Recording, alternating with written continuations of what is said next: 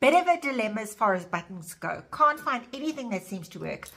Eventually scratched up a couple of wooden ones in my cupboard, and then I thought what I'm going to do is I'm going to sand them, I'm going to prime them, I'm going to paint them the desired color that I want, and then I will varnish them, and then I'll put them out, and hopefully those are going to work. So firstly, what I have to do is I have to get a sander.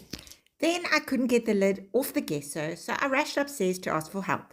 Will you open this for me, please? This was kindly followed by a list of instructions on how not to let this happen again and to keep the lid clean. This list of instructions was diligently filed in file number 99. Lid off the gesso, button sanded. I proceeded to paint the gesso on, and then I had to leave it for 24 hours to dry, which is a little frustrating, but I did manage. Then I had to work out what color was I actually going to paint the buttons.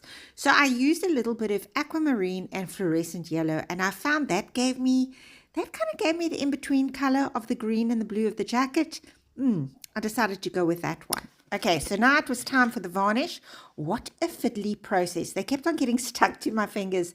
So I varnished, I sanded a little, and then I varnished again, and then it was time just to let them dry. I was quite thankful that I could step away for a few minutes.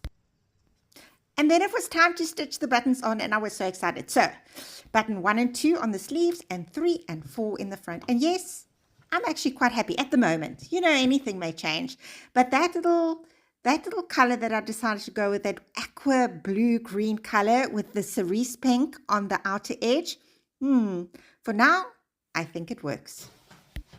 So, the first thing my husband said to me, I thought it was going to be low-key and understated. Well, we know that it was, but it didn't quite turn out that way. But the chances are very good that if it had been low-key and understated, I would never have worn it. Because that's just me.